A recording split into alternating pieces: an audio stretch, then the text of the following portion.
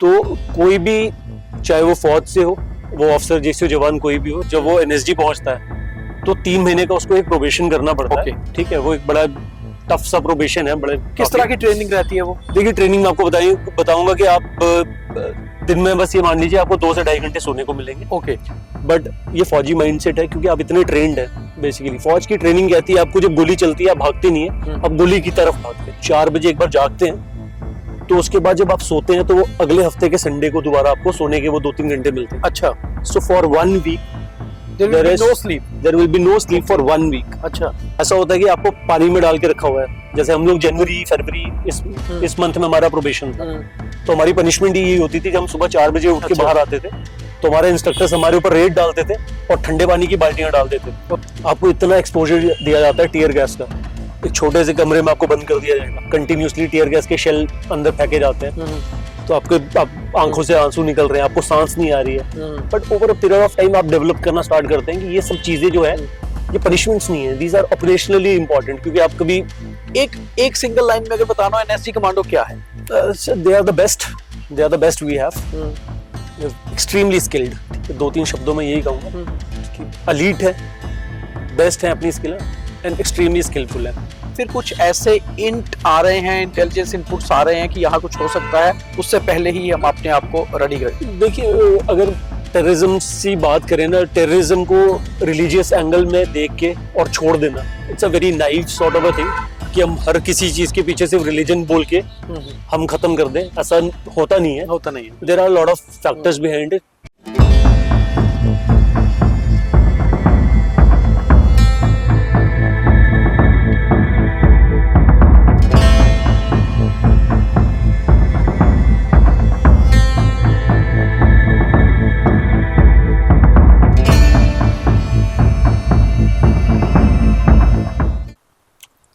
NSG, national security guards, इनके बारे में तकरीबन इंडिया में लोगों को तब पता चला जब 26/11 मुंबई हुआ। तो जो रोल एनएसजी ने तब निभाया वो तो फिर काबिल तारीफ था। मगर एनएसजी बहुत कम लोगों को पता होगा कि 1994 में रेज की गई थी, मगर बीच में कभी इतना बड़ा कोई हमला नहीं हुआ। हालांकि बहुत सारे ऑपरेशंस एनएसजी ने किए। एनएसजी के बारे में पूरी तरह से जानेंगे, और एक ऐसे समय पर जबकि जम्मू में भी एनएसजी का पहला कैंप जो है अब वो होगा, इवन कि जम्मू कश्मीर में ही। और मेरे साथ हैं एक former NSG commando lieutenant colonel Narendra Singh, जो हैं तो बेसिकली जम्मू से, और एनएसजी के बारे में हम आज पूरी बातचीत इनसे करेंगे। कर्नल साहब, welcome to the news room 24। Deepak ji, thank you so much. सबसे पहले तो जम्मू कश्मीर में क्या जरूरत पड़ी कि अभी एनएसजी का कैंप जो है वो रख दिया गया? दीपक जी, हम लोग बेसिकली स्टार्ट करेंगे, मैं आपको एनएसजी के बारे में बताऊंगा। बिल्कुल। डिफाइन करते हुए हम लोग आएंगे कि बेसिकली अब जब एनएसजी का एक हब जो हमारे जम्मू में खुल रहा है, तो क्यों स्ट्रैटेजिकली हमारे लिए बहुत ज्यादा जरूरी है ये। तो जैसे अभी आपने अपने इंट्रोडक्शन में बताया, 1984 16 अक्टूबर 1984 को एनएसजी को हिंदुस्तान में रेस किया गया था। जब एनएसजी को हमने ये रेस किया, बेसिकली हमने स्टडी किया दुनिया भर की सारी स्पेशल फोर्सेस को जी। अगर आप सारे जितने सुपर मिलिट्री पावर्स हैं, हमारे मिलिट्री सुपर पावर्स हैं दुनिया के, अगर आप उनकी फोर्स स्ट्रक्चर को देखेंगे तो हर एक देश की बेसिकली एक कन्वेंशनल आर्मी होती है, बिल्कुल, जिसमें एक आर्मी, एयरफोर्स, नेवी का एक पार्ट होता है, जो कि आपका टियर 1 आपकी डिफेंसेस आपके जो देख रही है, देश की प्रोटेक्शन को देख रही है। उसके बाद पीछे जो सेकंड कंपोनेंट आता है वो होता है पैरामिलिट्री फोर्सेस का जी। ठीक है, लॉ एंड ऑर्डर के लिए फिर एक थर्ड कंपोनेंट आता है जो हमारी पुलिस फोर्सेस है। इसके अलावा इन सारे देशों के पास, if you talk about US, तो जैसे उनकी डेल्टा फोर्स होगी, उनके मरीन्स हो गए, उनके ग्रीन बेरेज हो गए, बिल्कुल। उसके बाद आपकी स्पेशल फोर्सेस जैसे यूके में SAS आ गया, जर्मनी का GSG हो गया, या फ्रांस का GIGN हो गया, इजराइल का सायरत मक्कल बहुत फेमस है। एग्जैक्टली, ये सारी फोर्सेस उनके पास थी। ऐसी कोई एक स्पेशल फोर्स हिंदुस्तान के पास नहीं थी जो अर्बन काउंटर टेररिज्म ऑपरेशन कर सके, बेसिकली काउंटर हॉस्टेज ऑपरेशंस और काउंटर हाईजैक ऑपरेशंस। ओके, तो इस चीज को मद्देनजर रखते हुए 1984 में हमने डिसाइड किया कि हमें एक ऐसी फोर्स चाहिए तैयार करनी, बिल्कुल स्पेशलाइज्ड फोर्स होगी, जो कि कंप्लीटली वॉलंटियर फोर्स होगी, क्योंकि the kind of operations they are going to take on, काफी डिफिकल्ट ऑपरेशंस होते हैं, तो आपको उसी तरीके के बंदे चाहिए जो बहुत ही हाईली मोटिवेटेड और ट्रेन बंदे, हाईली स्किल्ड बंदे आपको चाहिए। These kind of commandos are required to take on these kind of operations. तो इस प्रेमिस के हिसाब से 1984 में फिर हमने एनएसजी को रेज करा। राइट। अच्छा, जब एनएसजी रेज हुई उसके बाद से मुझे लगता है 2008 तक इतना ज्यादा एनएसजी के बारे में लोग नहीं जानते थे। देखिए, ऑपरेशंस हम लोग कर रहे थे, बट जो 2008 का मुंबई अटैक था, that actually was a turning point, because उसको एक तो आपने देखा कि किस तरीके का वो अटैक था। बहुत बड़ा लार्ज स्केल अटैक था। जो हमारे जो टारगेट इन्वॉल्व थे, ताज होटल, नरीमन पॉइंट वगैरह, तो काफी बड़ा था। And Mumbai being the economical capital of this nation, बिल्कुल, जब देश के इतने अंदर ही इतना बड़ा अटैक हुआ, तो बॉर्डर के जो अटैक्स होते हैं जनरली क्या होता है, उनको आप नजरअंदाज कर दिया जाता है। कुछ एक टाइम के बाद जनरल पब्लिक के माइंडसेट से वो चीज निकल जाती है जी, क्योंकि वो रूटीन में ऐसी एक्टिविटीज हो रही हैं, ऐसे ऑपरेशंस हो रहे हैं। बट मुंबई जैसी जगह पे जब ये अटैक हुआ, तो फिर वो एक लाइमलाइट में आ गई, क्योंकि NSG had a very big role to play in that. अच्छा, अभी जेएंडके में एनएसजी का कैंप सेटअप करना, मतलब किस तरह से, क्या इंपॉर्टेंस देख रहे हैं इसकी? देखिए, इंपॉर्टेंस काफी है। अगर आप जेएंडके का भी देखें, आप तकरीबन 20 साल पिछले, जो हमारा जेएंडके का जो जम्मू प्रोविंस है, बेसिकली जम्मू, कठुआ, उधमपुर, रियासी, आपका पुंछ और राजौरी का जो एलसी वाला सेक्टर अगर छोड़ दिया जाए और सिटी वाला एरिया देखा जाए जी, तो तकरीबन ये एरिया काफी देर से काफी शांत रहा।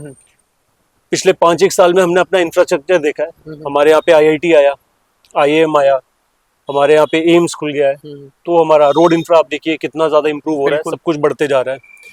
अब अचानक से पिछले जब 2-3 साल में आप देखेंगे कि काफी सारी जो टेरर एक्टिविटीज हैं जम्मू प्रोविंस की तरफ, जिसको हम कहते हैं साउथ ऑफ पीर पंजाल, वो शिफ्ट हुई है उस वजह। बिल्कुल ठीक है। ये शिफ्टिंग क्यों हुई हमारी? एक्चुअली इन 20 सालों में जब हमारा जम्मू का प्रोविंस जब शांत रहा, कश्मीर के इलाके में और लास्ट 4-5 साल में लेह के इलाके में काफी एक्टिविटी हुई जी। उस वजह से काफी सारी जो फोर्स जो इनिशियली इस इलाके में डिप्लॉयड थी, यहाँ से निकाल के उसको थोड़ा कश्मीर की तरफ शिफ्ट किया गया, कुछ हमारा लेह की तरफ शिफ्ट किया गया जी। Because of which there was certain voids, कुछ खाली इलाके हमारे क्रिएट हुए।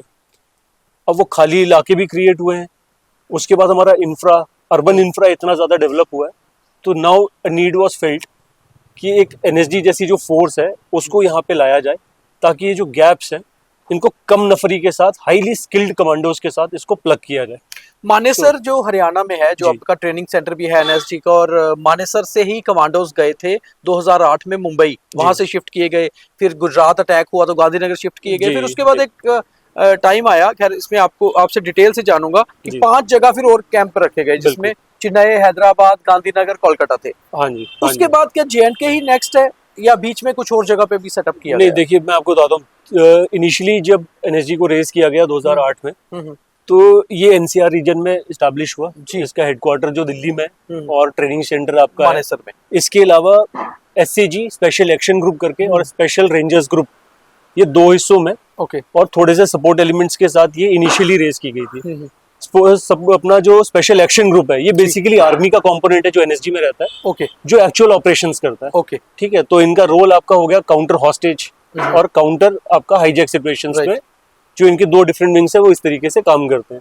जो दूसरा ग्रुप था स्पेशल रेंजर्स का, वो हमारा काम करता था वीआईपी सिक्योरिटी होगी और ऑपरेशंस के टाइम पे सपोर्ट करना स्पेशल एक्शन ग्रुप को।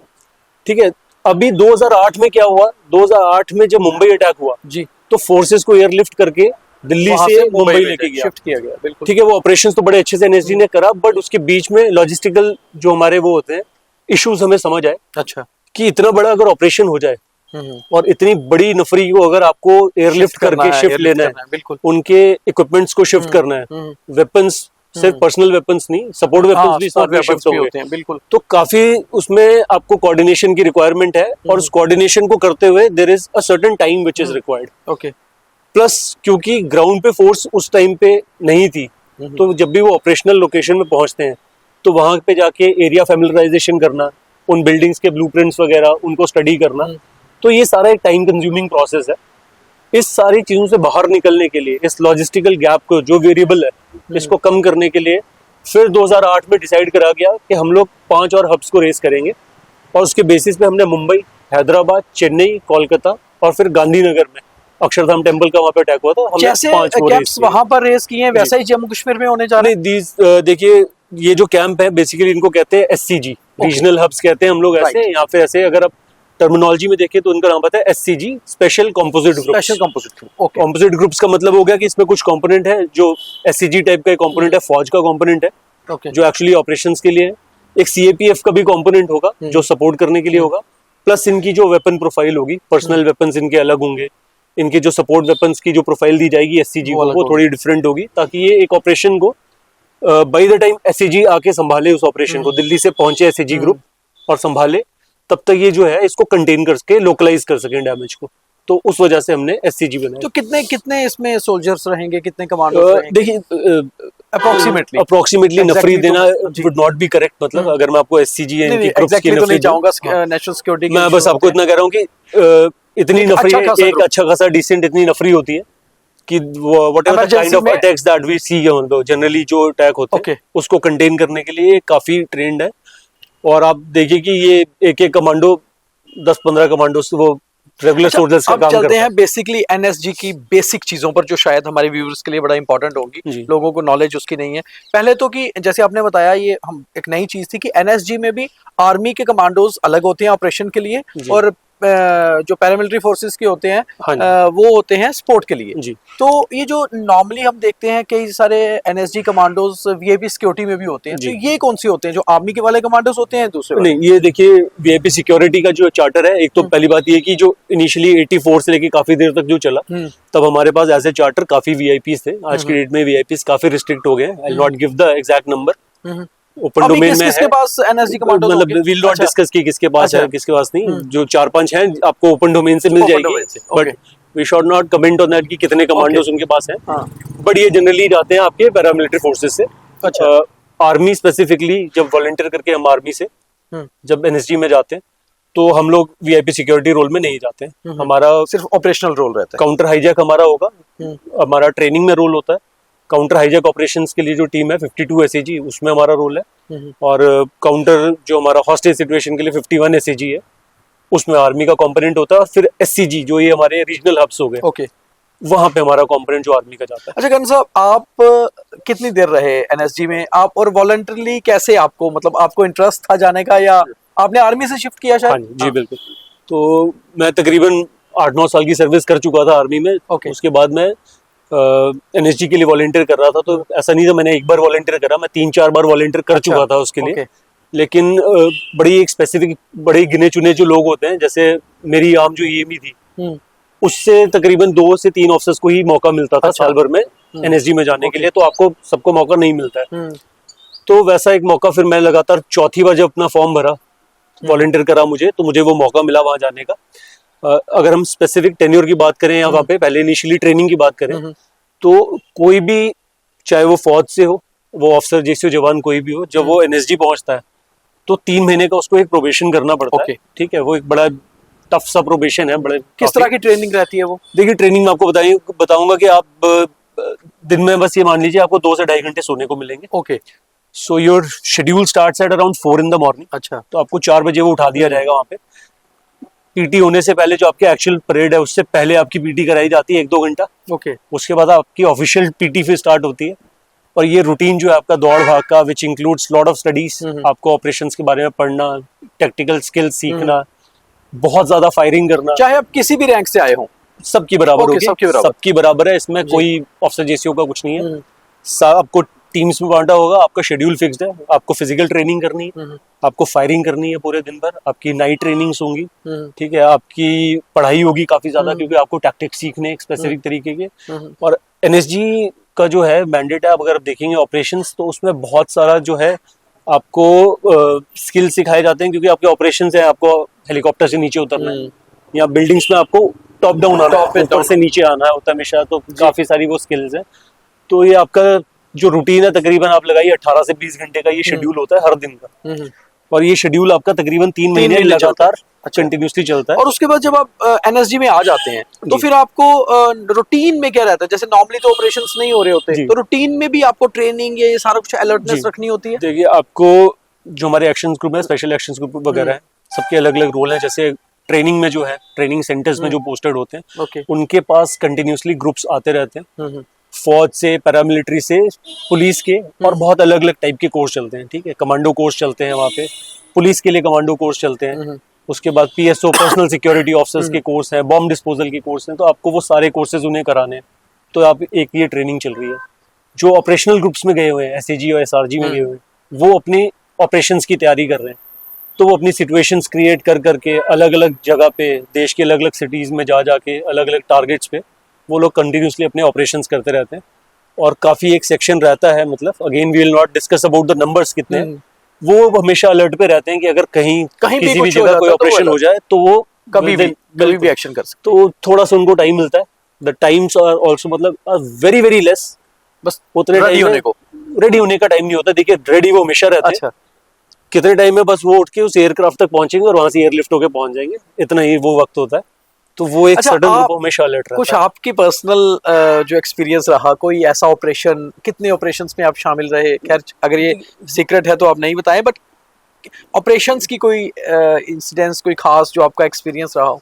ठीक है, इनिशियली मैं जब कमीशन हुआ, एक्चुअली मैं ईएमई से हूँ, बट हर ईएमई ऑफिसर को क्योंकि इनिशियल 2 साल पहले इन्फेंट्री में अटैचमेंट करनी पड़ती है। और luckily I belong to this place and I had my first tenure here only. अच्छा, आपका पहला टेन्योर मैं रजौरी सेक्टर में ही मेरा पहला टेन्योर था। और रजौरी सेक्टर जब 2010 के टाइम हम लोग कमीशन हुए थे तो 10-11 में काफी एक्टिव सेक्टर था वहाँ पे। ये आज की डेट में सीज फायर वायलेशन नहीं हो रहे, तो हमारे टाइम पे वहाँ पे सीज फायर वायलेशन मतलब वो डेली अफेयर था। ओके। तो स्पेसिफिक ऑपरेशंस तो नहीं आपको मैं बताऊंगा, लेकिन आपको एक एक्सपीरियंस शेयर करता हूँ कि हम लोग जब first time actually fire assault के अंडर आए, तो जब ये आर्टिलरी या मोटर जब पहली बार चलती है तो वो एक ऐसा अजीब सा एक एक्सपीरियंस होता है, क्योंकि आपको समझ नहीं आता है, इट्स लाइफ थ्रेटनिंग। और मोटर का गोला जब आपके ऊपर गिर रहा होता है तो एक बड़ी विस्लिंग सी नॉइज आती है आपके कानों में। आपको पता नहीं है कि वो गिरेगा, शायद आपके ऊपर भी गिर सकता है, और वो आता है। Those kind of experiences are very different experiences, क्योंकि सबको मौका नहीं मिलता सीज फायर वायलेशंस में बैठना, मतलब एक्चुअल फायर असॉल्ट्स के भी नीचे, कि आपके ऊपर high calibre area weapons fire हो रहे हैं, आप भी वो एरिया वेपन्स फायर कर रहे हैं, और आपको खुली छूट मिलती है उस टाइम पे, उस मौके पे। तो एक बड़ा डिफरेंट एक्सपीरियंस होता है। ऐसे तो जनरली इस तरीके की फायरिंग आप भी नहीं करते, तो आपको भी वैसा मौका नहीं मिलता फायर करने का। बट सीज फायर वायलेशन के दौरान जो वो आपको मौका मिलता है, आपकी अपनी मर्जी का वेपन किसी भी तरीके से चला सकते हैं। जितने भी ऑपरेशंस में आप रहे, कोई ऐसा ऑपरेशन था जिसमें ये लगा कि यार बस अब गए, या फिर एक डर सा लग गया कुछ ऐसा, या फिर कमांडो डरता नहीं है? देखिए डर तो लगता है, but as a I won't even say कि कमांडो माइंडसेट तो चलिए बड़ा ही डिफरेंट हो जाता है फिर उसके बाद तो। लेकिन एज अ फौजी माइंडसेट भी आपका क्या होता है, आप डर के ऊपर जो है बड़ी जल्दी से डर के आगे कंट्रोल कर लेते हैं। आपको पता लग जाता है कि डरने का एक इनिशियल आपको डर हमेशा आता है। जब पहली बुलेट फायर होती है तो एक्चुअली समझ नहीं आता कि कहाँ से गोली निकली है, या कोई पहला ब्लास्ट होता है तो नहीं समझ आता है कि क्या हुआ अचानक से। बट ये फौजी माइंडसेट है, क्योंकि आप इतने ट्रेंड है। बेसिकली फौज की ट्रेनिंग कहती है आपको जब गोली चलती है आप भागते नहीं है, आप गोली की तरफ भागते हैं। बिल्कुल। So this is the training that we get. तो आप क्या है, बड़ी जल्दी ओवरकम करते हैं फेयर को, क्योंकि आपको पता है कि डरने का वो नहीं है। अच्छा, एक कमांडो फिजिकली तो स्ट्रांग होता है, वो तो सबको पता है। मेंटली कितना स्ट्रांग होना पड़ता है एनएसजी कमांडो? देखो मेंटली कितना स्ट्रांग होना पड़ता है मैं आपको बताता हूँ। आप ट्रेनिंग पूछ रहे थे मेरे से 3 महीने की। 3 महीने की ट्रेनिंग में एक 7 दिन का फेज आता है बीच में, उसको कहते हैं मोमेंटम ट्रेनिंग कहते हैं उस पर। तो बेसिकली जब आप संडे के बाद, जब आपका मंडे मॉर्निंग जब स्टार्ट होती है आपकी 4 बजे, तो आप 4 बजे एक बार जागते हैं, तो उसके बाद जब आप सोते हैं तो वो अगले हफ्ते के संडे को दोबारा आपको सोने के वो 2-3 घंटे मिलते हैं। अच्छा। So for 1 week there will be no sleep for 1 week. अच्छा। Human body is not capable of taking on that kind of a load. 7 दिन लगातार जागना किसी के भी बस की बात नहीं है। और आपको मजेदार बात बताता हूँ, उसमें क्या होता है, ट्रेनिंग जो आपकी हो जाती है सारी की सारी, आपकी सिटिंग बंद कर दी जाती है। अच्छा। आपकी क्लासेस खड़े हुए होती हैं, आप सुबह पीटी करते हैं, आप फायरिंग करते हैं, आप क्लासेस में जाते हैं, जो भी होता है आप खड़े रहते हैं हमेशा। और आपके साथ कंटिन्यूसली जो आपके इंस्ट्रक्टर्स होते हैं वो चेंज होते रहते हैं। अच्छा। हर 2-3 घंटे की शिफ्ट में एक नया सेट ऑफ इंस्ट्रक्टर आपके पास आ जाता है, क्योंकि उन्होंने भी आपके साथ साथ चलते रहना। तो 7 दिन तक बेसिकली, 7वें दिन बाद जब आप सो रहे हो, तो ऐसा नहीं है आप बिल्कुल नहीं सोओगे, आप खड़े खड़े सो रहे हो। बिल्कुल ठीक है, क्योंकि नींद 72 आवर्स के बाद, 72 आवर्स के बाद आप नींद को कंट्रोल नहीं कर सकते हैं। मैक्स जब हम कमांडोज में ट्रेनिंग में कहते हैं 96 आवर्स के बाद तो भाई आधी है। तो आप खड़े खड़े सो रहे हैं। ऐसा होता है कि आपको पानी में डाल के रखा हुआ है। जैसे हम लोग जनवरी फरवरी इस मंथ में हमारा प्रोबेशन था, तो हमारी पनिशमेंट यही होती थी कि हम सुबह 4 बजे उठ के बाहर आते थे, तो हमारे इंस्ट्रक्टर्स हमारे ऊपर रेत डालते थे और ठंडे पानी की बाल्टियां डाल देते थे। Okay. So for the entire day आपके स्वेटर्स गिले हैं, आप बैठे हुए हो, आपको फीवर है, कोई खांस रहा है, कुछ का है, पर सब चले जा रहा है। सो this is how you develop mental strength. तो आपको धीरे धीरे आता है। एक बहुत मेजर पार्ट है टीयर गैस का। आपको इतना एक्सपोजर दिया जाता है टीयर गैस का, एक छोटे से कमरे में आपको बंद कर दिया जाएगा, कंटिन्यूसली टीयर गैस के शेल अंदर फेंके जाते हैं, तो आपके आंखों से आंसू निकल रहे हैं, आपको सांस नहीं आ रही है, but over a period of time आप डेवलप करना स्टार्ट करते हैं कि ये सब चीजें जो है ये पनिशमेंट्स नहीं है, दीज आर ऑपरेशनली इंपॉर्टेंट। क्योंकि आप कभी अब इस छोटे से कमरे में अगर मुझे घुसना है, जहाँ सामने कोई बंदूक लेके मेरे सामने टेररिस्ट बैठा हुआ है, हॉस्टेज भी बैठा हुआ है, अब मुझे अंदर घुसना है, मैं सीधे नहीं घुस सकता अंदर, so I have to give him a shock. तो प्रॉब्ली एक ग्रेनेड अंदर जाएगा, स्टन ग्रेनेड फेंक रहा हूँ, बहुत सारे मैं टीयर गैस के शेल फेंक रहा हूँ, अगर मुझे खुद को ही आदत नहीं है तो प्रॉब्ली मैं अंदर घुसूंगा, मैं खुद ही खांसने लग जाऊँ। So these kind of things you develop, वहां से आपकी मेंटल रोबस्टनेस आती है आपके अंदर। तो ये होता है एक रियल एनएसजी कमांडो, इतनी हार्ड ट्रेनिंग। अब ये जो हार्ड ट्रेनिंग होके फिर एक जो कमांडो तैयार हो जाता है, तो मतलब आप क्या उसके लिए क्या, मतलब आप खुद भी एनएसजी कमांडो रहे हैं, एक सिंगल लाइन में अगर बताना हो एनएसजी कमांडो क्या है? They are the best we have, extremely skilled. ठीक है, 2-3 शब्दों में यही कहूंगा कि एलीट है, बेस्ट है अपनी स्किल एंड एक्सट्रीमली स्किलफुल है। ठीक है, सारे वॉलंटियर होके आए हैं, कोई ऐसा एक इंसान आपको नहीं मिलेगा कि जिसको जबरदस्ती भेजा जाएगा। ओके, आपकी प्रोबेशन के टाइम में आप जिस दिन सामने खड़े होके हाथ खड़ा करके बोल देंगे कि मुझसे प्रोबेशन नहीं हो रही, मैं घर जाना चाहता हूँ, अच्छा, आपको उसी दिन घर भेज दिया जाएगा। You will never be told कि नहीं आप रुकिए, हम कुछ करेंगे या कुछ आसान कर देते हैं आपके लिए। क्योंकि लाइफ तो टफ ही रहनी है, आपको उसमें सरवाइव करना है या आपको वापस आप खुद अपनी यूनिट में सोच के जाना आए हैं जी।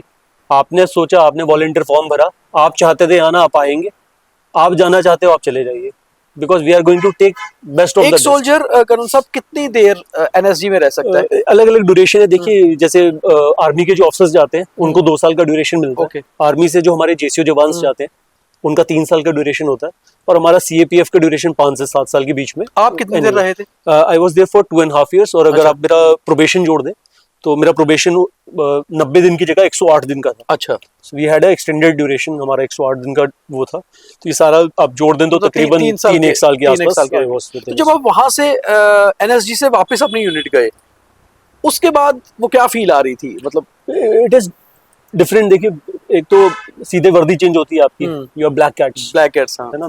काली वर्दी पे जब आपके लाल लाल बैजेस होते हैं, एक ग्लैमरस एक लुक आता है, वो लुक का एक ग्लैमर होता है। बिल्कुल, वन इज दैट।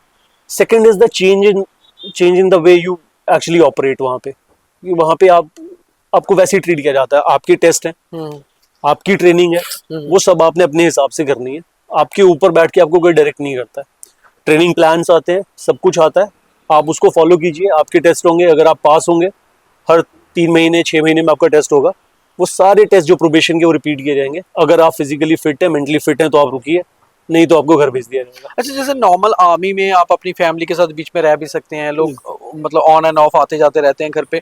एनएसजी के दौरान आप अपनी सोशल लाइफ से कितना कटे हुए रहते हैं? नहीं, एनएसजी में देखिए ये ऐसा नहीं है, सोशल लाइफ से आप एक्चुअली नहीं है कट ऑफ, क्योंकि by virtue of NSG being at very good places. Okay, NCR में है, हैदराबाद, मुंबई, कोलकाता, तो सारे अर्बन एरियाज में है, तो वैसी कोई प्रॉब्लम नहीं आती कि आप फैमिलीज के बिना है। लेकिन ये है कि सर्टेन कंपोनेंट, जो मैंने आपको कहा कि एक हमेशा एक ऐसा कंपोनेंट होगा जो अलर्ट में हमेशा बैठा हुआ है, तो वो कंपोनेंट ऑब्वियसली अपनी फैमिली से दूर है, because they are not allowed to move anywhere. अच्छा, सीक्रेसी भी मेंटेन करनी होती है एनएसजी कमांडो को? बिल्कुल, सीक्रेसी मेंटेन करनी है। आप क्या यूज कर रहे हैं, कौन से वेपन, कौन से टैक्टिक्स हैं, किसके साथ आप ऑपरेट कर रहे हैं, क्योंकि हमारी जो ट्रेनिंग है वो दुनिया भर की सारी स्पेशल फोर्सेस के साथ मिलके हम लोग अपनी स्किल्स को एनहांस करते हैं। ठीक है, we operate with almost all our friendly country, जितनी भी हमारी, France, US, Australia, Japan, US, सबके कमांडोज हमारे पास आते हैं, वो हमें कुछ सिखाते हैं, हमसे सीख के जाते हैं। दे कम हियर फॉर ट्रेनिंग ऐसे। ठीक है, तो मैंने जैसे अपने उसमें श्रीलंकन आर्मी हो गया, भूटान हो गया, उनके साथ ट्रेनिंग की है, म्यांमार हो गया, इन सब के साथ की है, ऑस्ट्रेलियंस के साथ की हुई है, फ्रेंच लोगों के साथ हमने की हुई है। तो ये सब कुछ हमने करा हुआ है, तो काफी कुछ सीखने को मिलता है। वो आते हैं हमारे पास, हमें काफी चीजें सिखा के जाते हैं। उनका वेपन इक्विपमेंट बहुत ही तो आपका ये कहना है कि एनएसजी में इंटरनेशनल लेवल की जो ट्रेनिंग, वो सारा कुछ देखने को मिलता है? Absolutely, absolutely. We ourselves also visit a lot of foreign countries, हमें भी मौका मिलता है बाहर जाके ट्रेन करने का। अच्छा, वापस जेएनके पे आते हैं, तो जेएनके में एनएसजी का रहना JNK की जो काउंटर टेररिज्म ऑपरेशंस हो रहे हैं लगातार, जैसे हम कोशिश कर रहे हैं कि यहाँ से टोटली वाइप आउट किया जाए टेररिज्म को, उसमें कितना हेल्पफुल रहेगा? देखिए हेल्प बहुत ज्यादा हेल्पफुल होगा ये वाली चीज, बिकॉज एक्चुअली फोर्स का आके ग्राउंड पे रहना वो बहुत इंपॉर्टेंट होता है। दिल come here, we already have एक बहुत ही बढ़िया सेटअप हमारे पास आर्मी का है। आर्मी की स्पेशल फोर्सेज जो पैरा स्पेशल फोर्सेज हैं वो उनके ऑपरेटिव्स यहाँ पे ऑपरेट कर रहे हैं। तो एक हमारा जो ग्रिड है जिसको हम LC वाला जो ग्रिड कहते हैं, काफी हमने स्ट्रॉन्ग करके रखा है। देन वी हैव राष्ट्रीय राइफल्स ऑपरेटिंग, बिल्कुल, जो हमारे काउंटर इंसर्जेंसी ऑपरेशंस कर रही है, कश्मीर में काम करती है। कश्मीर में नहीं, हमारे जम्मू में भी काफी वो है, लेह में भी है आज की डेट में, तो वो है। अब हमारे पास एक ऐसी स्पेशल फोर्स आ गई है जो हमारे अर्बन ऑपरेशंस को यहाँ रह के स्टडी कर सकती है। वो एरिया स्टडी कर सकते हैं, डेमोग्राफी को स्टडी कर सकते हैं, यहाँ की जो बिल्डिंग्स जो मैंने अब बोला IIT IIMs वगैरह है उनके इंफ्रा को चेक कर सकते हैं पूरा, and they can actually be on ground and train here. और जो ऑपरेशनल वेरिएबल्स होते हैं, जैसे कि हमने लॉजिस्टिक्स, जो हमारे चैलेंजेस हैं, हमें पहुंचने में कितना टाइम लगेगा, आके पढ़ाई करने में, उस एरिया की लोगों को पढ़ने में जो वक्त लगेगा, वो ये अपने ट्रेनिंग के टाइम पे आज कर सकते हैं यहाँ पे। बिल्कुल। तो कल को जब यहाँ पे कोई ऑपरेशंस होगा तो they will be ready, they won't have to be taken out from somewhere else. आपको क्या लगता है कि क्या रीजंस रहे होंगे यहाँ पर NSG को कैंप करवाने के? क्या रिस्क फैक्टर को कवर करना है, या फिर कुछ ऐसे इंट आ रहे हैं, इंटेलिजेंस इनपुट्स आ रहे हैं कि यहाँ कुछ हो सकता है, उससे पहले ही हम अपने आप को रेडी करें? देखिए, अगर टेररिज्म की बात करें ना, टेररिज्म को रिलीजियस एंगल में देख के और छोड़ देना, it's a very naive sort of a thing कि हम हर किसी चीज के पीछे सिर्फ रिलीजन बोल के हम खत्म कर दें, ऐसा होता नहीं है। There are lot of factors behind it. Economical factors हैं, पॉलिटिकल फैक्टर्स हैं, पूरी दुनिया की पावर डायनेमिक्स है, जियोपॉलिटिकल रीजंस है। अचानक से अगर आप देखोगे कि साल 1.5-2 साल पहले अचानक से हम बोलते हैं कि रियासी में लिथियम के रिजर्व्स मिल रहे हैं, बिल्कुल ठीक है, अचानक से वहां पे ऑपरेशन स्टार्ट हो जाते हैं। रियासी जहाँ पे कुछ भी नहीं हो रहा था, वहां पे एक के बाद एक ऑपरेशन होता है। और ऐसे एक देश के हमें वेपन इक्विपमेंट और कम्युनिकेशन इक्विपमेंट मिलते हैं जिसको डायरेक्ट इम्पैक्ट पड़ता है हमारे यहाँ लिथियम के मिलने से। बिल्कुल। तो ऐसी चीजें जब मिलती हैं तो ऑब्वियस सी बात है इंटेलिजेंसीज काम कर रही हैं, गवर्नमेंट स्ट्रेटेजिक लेवल पे सोच रही है, ऊपर लेवल पे सारी फोर्सेस जिनके मैं नाम लेता हूँ, आर्मी, CAPF या पुलिस वाले, सब सोच रहे हैं, सबके इंटेलिजेंसीज एक्टिवेटेड है। तो इंट का एक रोल होता है जब किसी फोर्स को, क्योंकि NSG इज स्ट्रेटेजिक, बिल्कुल, उसको इंडक्ट किया है तो obviously there has to be some kind of. अच्छा, एक थोड़ा सा सवाल ऐसा पूछूंगा, थोड़ा सा हटके है इससे, कि सेंटर में किसकी गवर्नमेंट है या पॉलिसीज क्या हैं, इसका असर भी NSG की वर्किंग पे पड़ता है? जी बिल्कुल, देखिए पड़ता इस तरीके से है कि आपको किस तरह से यूज किया जाएगा। At the end of the day we are a democratic country जो चलती है पॉलिटिकल विल के हिसाब से। ऊपर बैठा हुआ पॉलिटिकल मास्टर आपको जिस तरीके से बताएगा, वो जैसे आपको यूज करेगा। अगर मैं आज की गवर्नमेंट की बात करूं, they want to use this tool as very aggressive. तो अगर आपको एग्रेसिवली यूज करना है उन्होंने, तो ऑब्वियसली दीज डिसीजंस कि आपके रीजनल हब्स इतने थे, 5 थे, इतने सालों तक 5 थे, 2009 के बाद से आज तक 5 थे, बिल्कुल। अब अचानक से बात चल रही है कि आपको जम्मू भेज दिया गया, अयोध्या की बात हो रही है, पठानकोट की बात हो रही है, बीच में चंडीगढ़ अमृतसर की बात चल रही थी, और केरला की बात हमने सुनी कि वहां पे भी हम लोग वहां पे भेजना चाहते हैं। तो the aggressive posturing of army और the components like the special forces, ये जो भी है, ये तो पॉलिटिकल मास्टर्स पे डिपेंड करता है। एक पर्सनल सा सवाल है कि आप बहुत यंग एज में आपने NSG में सर्व किया, उसके बाद वापस आर्मी में आए, देन यू लेफ्ट, व्हाई? नहीं, I had a very fulfilling service का जो मेरा वो था। I was commissioned into the corps of EME। तो EME में मैं इंजीनियरिंग करके गया था, तो उसका एक बेनिफिट ये मिला अचानक से कि मेरे को पहले 2 साल इन्फेंट्री के साथ मिले। Okay, so I had infantry exposure. उसके बाद जब मैं इन्फेंट्री से वापस EME आया तो जो मेरी पहली ऑर्गेनाइजेशन मुझे मिली वो आर्मर्ड मिली। आर्मर्ड ऑर्गेनाइजेशन इज बेसिकली जो टैंक्स वाले जो हम देखते हैं, तो मैंने अगले 2 साल उनके साथ ऑपरेट करा। Then I had a small exposure with special forces बीच में मेरे साथ।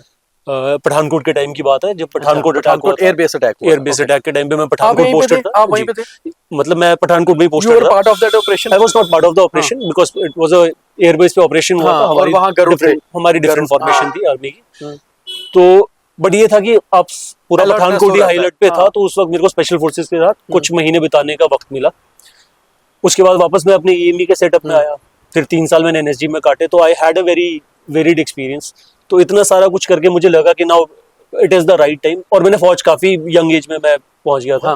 I did my engineering in 21 Okay. और कॉलेज And के you टाइम पे joined मैं the army. Immediately I joined army और 21 से लेके फिर देखिए 13-14 साल मैंने लगाया तो I was at an advantage कि मैं 34-35 की नाउ रिटायर्ड कंसिडरेबल सर्विस करके मैं छोड़ सकता था। तो अभी आप जो बिजनेस भी कर रहे हैं वो भी आर्मी से रिलेटेड चीजों में कर रहे हैं आप? हाँ जी, देखिए I am a third generation मतलब फौज Okay, का, तो okay. फौज में हम लोग जनरेशनल वो है चल रहा। हाँ।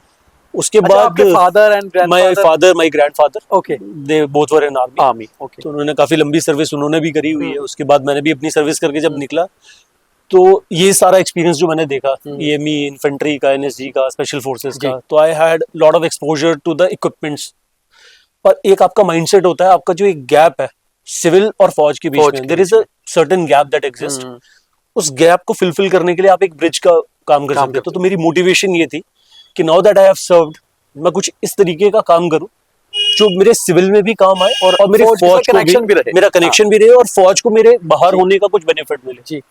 तो जब उनको किसी तरीके का, मुझे कोई इक्विपमेंट पूरी दुनिया भर में कहीं दिखता है कि ये इक्विपमेंट फौज में जा सकता है, so I can give them that feedback कि यार ये मैंने ये इक्विपमेंट देखा है, ये मुझे बहुत अच्छा लगता है, आप इसको चेक करके देखिए, ये आपके काम आएगा।